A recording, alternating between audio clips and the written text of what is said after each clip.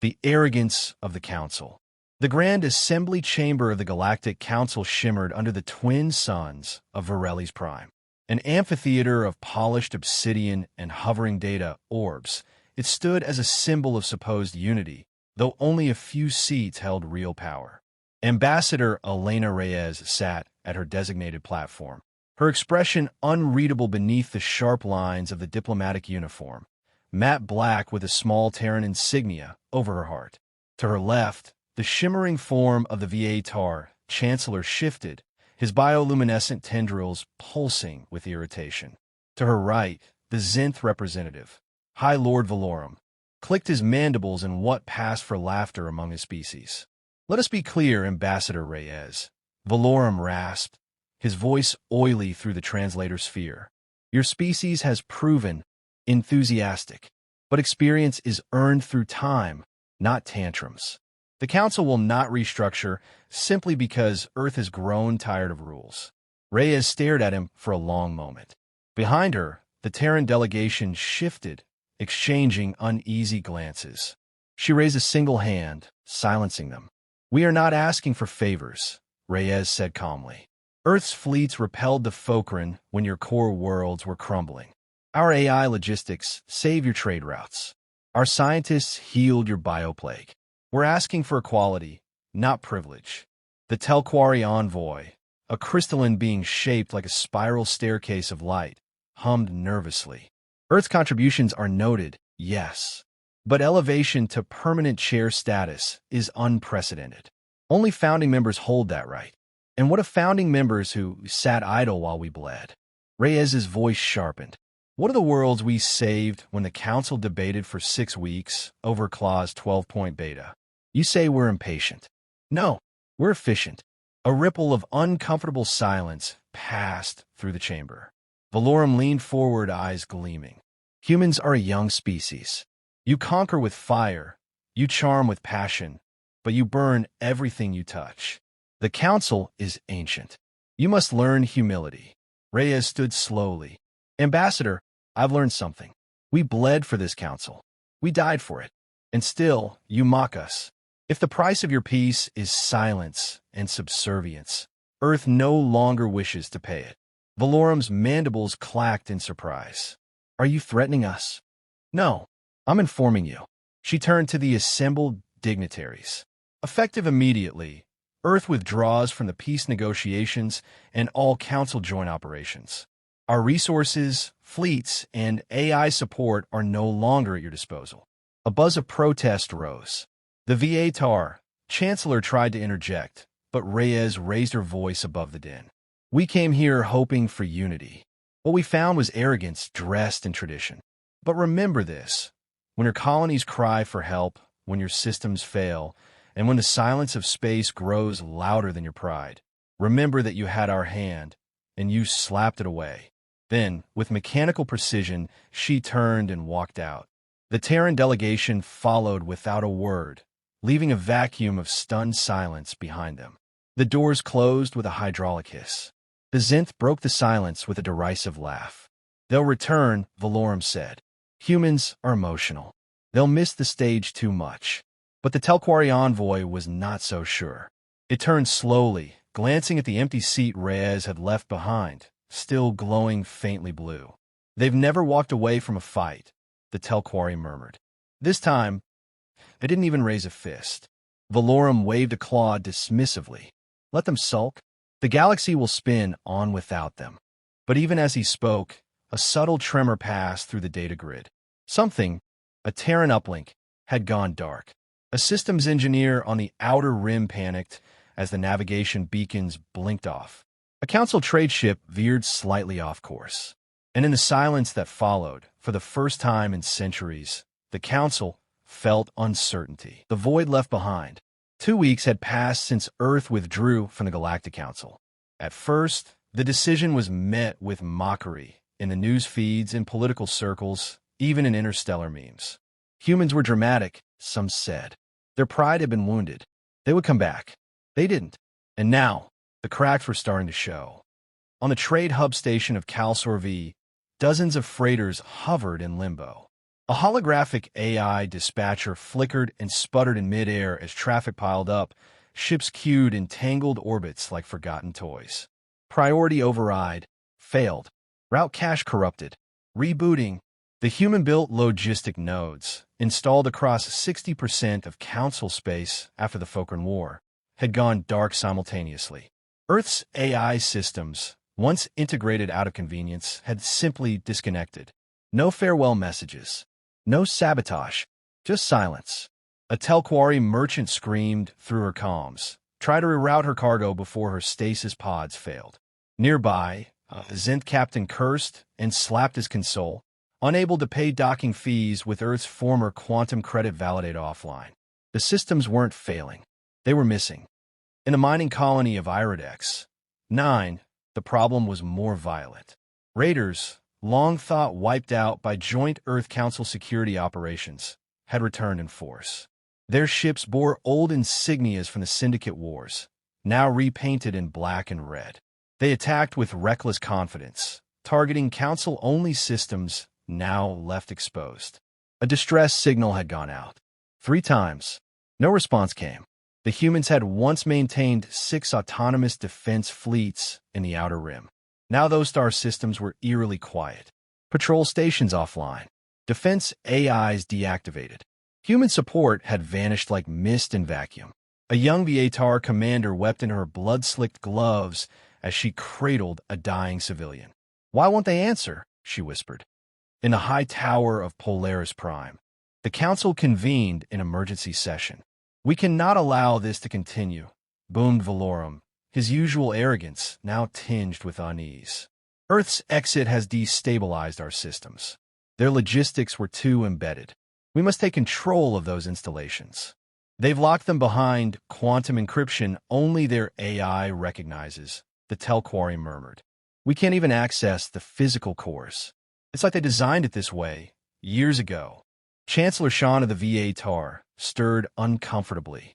"They warned us," she said quietly. "Ambassador Reyes said we'd remember this day." An aide rushed in, breathless. Transmission intercepted on the Outer Rim. Non-Council encryption. Human origin. Playing it now. The lights dimmed.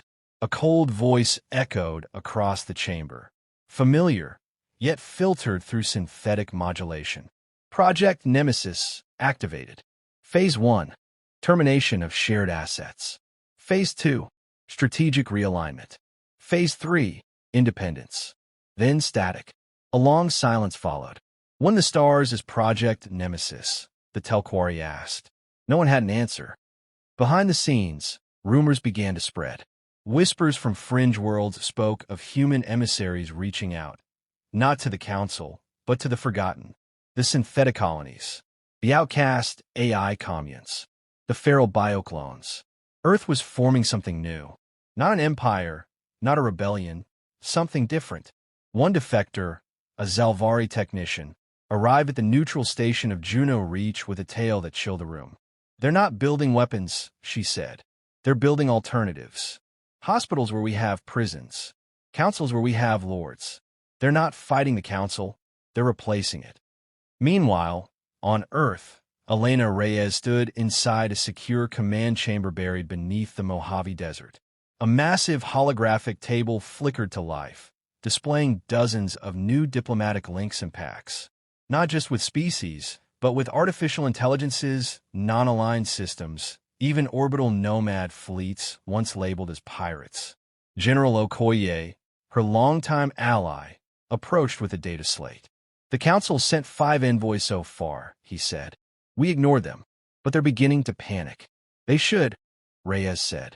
"This wasn't revenge. It was survival." Okoye frowned. "Do you think they'll retaliate?" Reyes stared at the screen. "No, they'll do worse. They'll try to pretend nothing's changed. Until they can't." Back in the Council chamber, cracks turned to fractures. The aquatic world of Meridia announced its withdrawal from Council economic treaties, opting to join the Sentient Accord, a new human-led initiative based on transparency and AI arbitration. 3 more fringe worlds followed within the week. Valorum exploded with rage. "We cannot allow Earth to fragment the galaxy. We must issue sanctions blockade their colonies, isolate them. But no one moved, because they all knew what the simulations showed. In a direct confrontation, Earth would win. Not with firepower, though they had plenty, but with networks, data, and allies the Council had never acknowledged as sentient. The Council had underestimated Earth's power, not in war, but in influence. And now, the silence of space echoed with a truth they had refused to hear. Humanity had left the table, and the galaxy was following them. The Earth strikes back with silence. Far beyond the eyes of the Galactic Council, hidden in the icy veil of the Oort expanse, floated the Terran Unity Station, humanity's most classified installation. From the outside, it was a ghost in the void, invisible to Council sensors. Inside, it pulsed with quiet purpose. Ambassador Elena Reyes stood before a sprawling 3D map of the galaxy. Thin red threads marked known Council territories. Blue threads, newly drawn, indicated defectors. But the real power glowed in green, the Sentient Accord. It spread across systems once deemed insignificant. AI communes, nomadic fleets, drone worlds, silicate life colonies, and abandoned megastructures now reawakened under Earth's touch. Beside her, General Okoye tapped a sequence into the hollow panel. Latest count, 312 independent systems joined. 71 former Council colonies have signed our Sovereign Integration Treaty, and 24 non-organic civilizations have pledged defense support. Reyes nodded. We didn't need to conquer. We just needed to offer what the Council never would, dignity. Okoye frowned slightly. They still think we're planning war.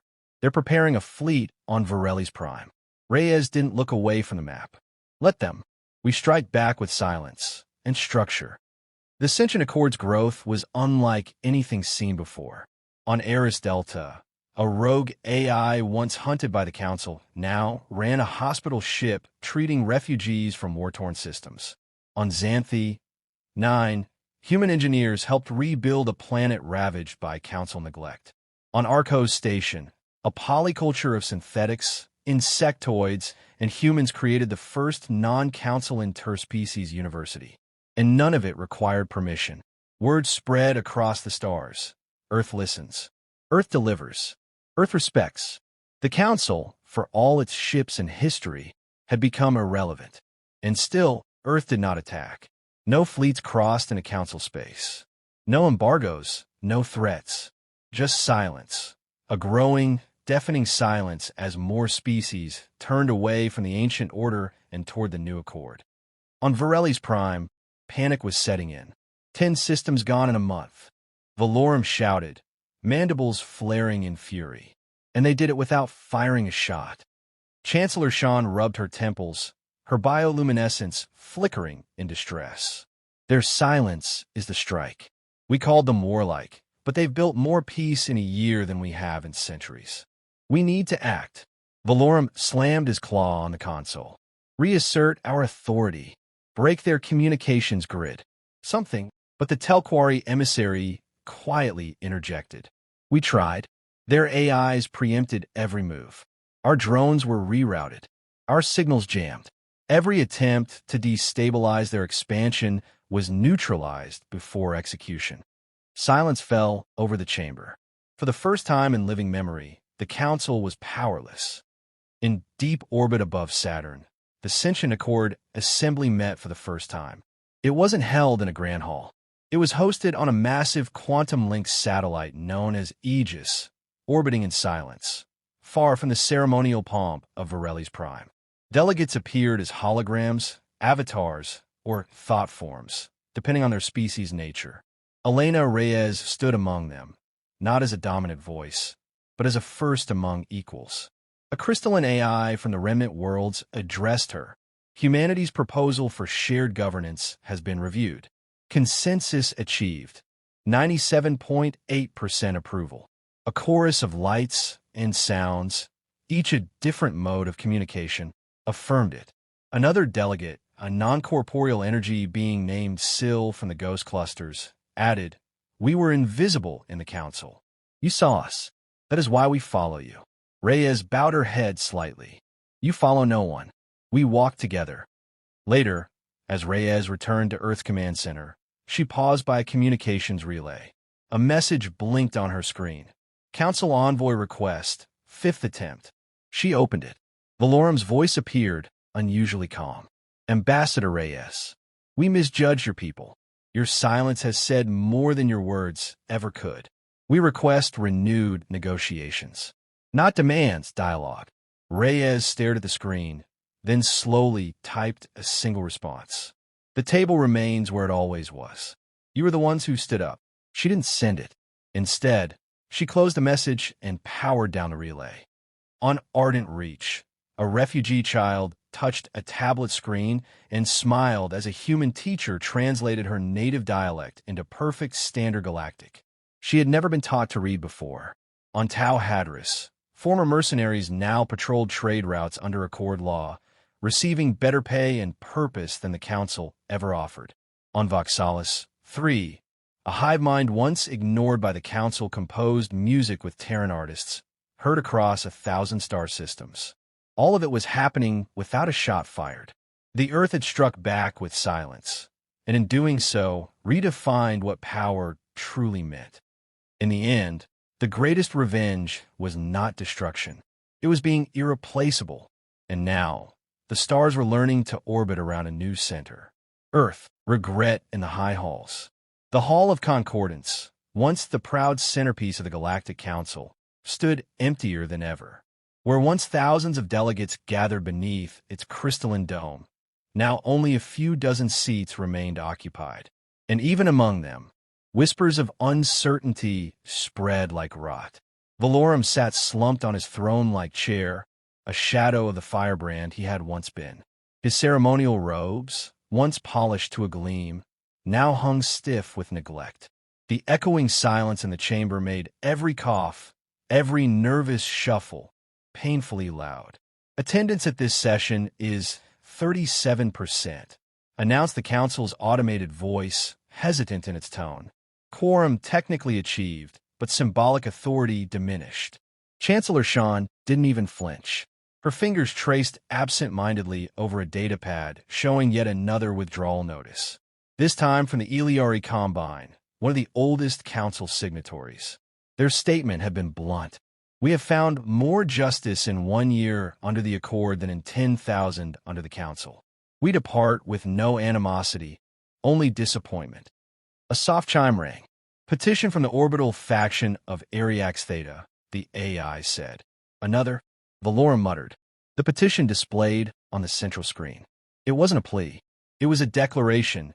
Ariax Theta had adopted sentient Accord governance, effective immediately. In its place, it sent a request, not to the Council, but to the Accord for AI infrastructure support. The request had already been granted. The room was still for several seconds, until Valorum suddenly stood and shouted, Why? Why do they keep leaving? Chancellor Shan looked up at him quietly. Because Earth offered them something we never did. What? Valorum snapped. More resources? More tech? More false promises. No, Shan said. Respect. A holographic display shimmered into life. A confidential internal simulation report. Projected Council viability in 5 standard years, 14%. Projected sentient Accord influence in same period, 62%. Probability of peaceful merger, 0.3%.